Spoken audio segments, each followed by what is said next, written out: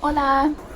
I have been here for about a week and a half now, I think. It's been a whirlwind. So originally we came here for a party for my sister's engagement. This is a long story.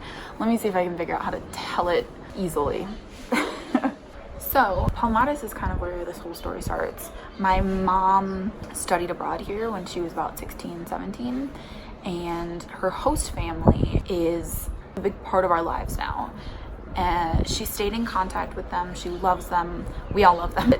As she grew up, she stayed in contact and would keep coming back and visiting.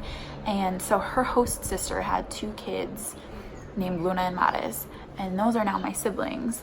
But originally, when I was younger, we would come back and forth and we would visit, and they were like my cousins, and her host sister was like my aunt. And we would go visit them where they lived in Guanacaste on the beach, and they would come to Minnesota and they would freeze the runs off because they'd never seen snow. So I kind of knew them my whole life. And then tragically, their mom passed away when they were younger, and they ended up going to live with their grandparents, Oma and Opa, in San Jose. They're getting old, and San Jose is just kind of a big, dirty city. So my mom ended up actually adopting them. And so they came to live with us in Minnesota when I was about 10. So my sister Luna was about 9. My biological sister Molly was 6. She's 4 years younger than me.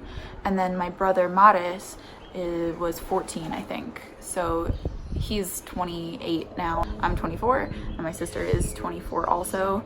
She was like a year younger in school. And then my younger sister Molly is turning 21 this year. It was weird changing from like cousins to siblings, and at an older age too, but it was really good, and we're really, really close. And this long-winded version of the story is to say I'm in Costa Rica now because Luna just got engaged, and they still have that whole side of the family here in Costa Rica. And we wanted to make sure Oma and Opa got to see her, you know, just in case anything happens. So we ended up having a big party in Escazú. It was really, really great. Me, Maris, Molly, Luna, my mom and her fiance all got to come down here. My parents, my mom and her fiance are actually staying here for about 2 months, and that's why I'm in Palmares right now. They rented a house, and that's where I'm sitting right now. I'm still here on an open ticket, so I'm not quite sure what I'm doing, but I wanted to film a little something so that I could tell you kind of the backstory about why I'm here. Si hablo español. Okay. Hace mucho tiempo que he hablado español, pero fui a una escuela de inmersión desde el kinder hasta el 6º grado. Se llama Adams Spanish Immersion. Por eso hablo español, y mis hermanos son de Costa Rica, entonces puedo hablar. Entiendo todo que dicen las personas, pero no recuerdo cómo decir unas cosas, y me hace mucho para encontrar las palabras para hacer conversación. Entonces, oh my god. Es que estar aquí en Costa Rica es buena práctica. Estoy tratando de hablar lo más que puedo, pero es difícil. So that was my Spanish. The bus system is really weird here.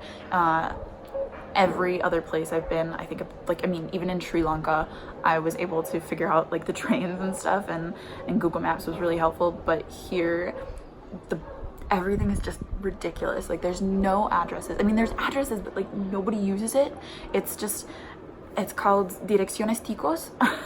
Basically, like, if you're gonna mail a letter or something, you have to write like 20 meters from the post office, derecho a like, it's just ridiculous. Like, you have to, like, it's like a treasure hunt to like where the address is. It's crazy. And then like the buses don't have numbers, so it's just like, I don't know, you just have to talk to everybody and like figure out where the hell you're going. So getting to the beach will be interesting, but getting here from the airport, I took 2 buses, and you just tell the bus driver where you're going and they'll be like, oh yeah, I'll yell at you when it's time for you to get off. So I don't know, that's just the way I travel, I guess. But it's not too hard. It's a little intimidating, but everybody here is super friendly and super nice. And I'm just like this blonde gringa with her big backpack, and so they're all just like, oh, where are you going? Can I help you? Like, do you know where you like, even when I'm fine and I know where I'm going, people will stop. You know, the bus driver will like yell at me specifically and be like, are you getting on this bus? Do you know where you're going? And I'm like, no, I know. Ya sé donde voy. I got a lot of commentary on the video I just posted about what I wear to Costa Rica, or like what I bring to Costa Rica. It's a lot colder than you think, and it's, you know, your clothing is too revealing. And I mean, I've traveled a lot. I've been here a lot. First off, I'm from Minnesota, so it's freezing there. Snow, there's like crazy amounts of snow right now. And so here I'm just like, cold? What are you talking about? I guess here in Palomares, it's a little chillier. Like here on the deck, it's pretty breezy. I can put a sweater on here and be happy. But everywhere else, it's been, you walk out into the sun and you're like, oh, I need 50 SPF on and a giant sombrero to cover my pale ass skin. As for revealing, I would say a lot of the clothing that I packed is not actually that crazy. Maybe this shirt is like a little risque, but I wouldn't wear this into town. This is more of like a hangout at the house or going like on the beach outfit. There's the bus.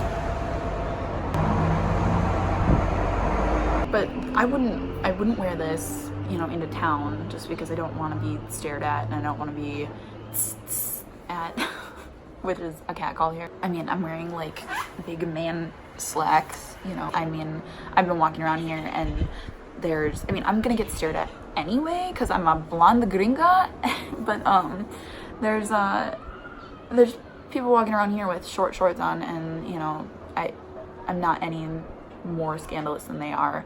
So I mean, obviously be aware of where you are. If you're in a dangerous neighborhood or there's a ton of lecherous men around, you know, figure out if you need to cover up or just stay out of those areas. I don't know. It's about being a smart traveler, I would say. I think the most scandalous thing I had for sure was like my swimsuits, but then I'm on the beach, so everybody's in a swimsuit, or it's like a secluded beach where there's nobody looking. I'm not super worried about clothing. End of my rant. I was gonna just show you around the house a little bit, just to show you kind of, this is my parents' main, like they rented this from Airbnb for 2 months. This place is kind of my parents' base camp, and then they kind of go off on travels. And my mom is crazy, so she's always got some new plan. So I was gonna just show you around. This is my mom traveling, and it really showcases like who she is and like why I travel the way I travel. Okay, I'll show you around. It's got a cute little view. That's kind of our neighborhood road, and all of the houses kind of have these metal gate bar things. It's like a fortress. There's like a locked fence out there. Walk in. This is kind of big. For most of our Airbnb rentals tend to be like a room if we're traveling together. This is kind of like, if it's for 2 months, they're gonna spread out. And you got like the little living room area. I was looking for places on Airbnb over there in the corner, And then kitchen. One of the things that is like integral for me as a traveler that has been ingrained in me because of my mom has been to stay in places that have kitchens, or at least somewhere to like bring food and make some sort of food. So like whether it's just a water kettle and like a mini fridge, or you know, anything is better than nothing, because traveling, you save so much money by making your own food instead of eating out all the time. This is where my sister and I were sleeping. I slept on the couch last night because my bed, I was getting like bug bites. I don't know if you can see them, but I was getting bug bites all over my face and arms and legs. So I was like, I'm gonna not sleep in this bed tonight. Bathroom. Oh, one thing about Costa Rica, their septic system is not great. So when you go to the bathroom, you put all of your toilet paper and put it in the trash, because you will most likely clog the toilet if you throw toilet paper in there. So something to be aware of when you travel here. All right, well, I'm gonna get some stuff done now, but thought I'd give you a little update. We just got to our Airbnb.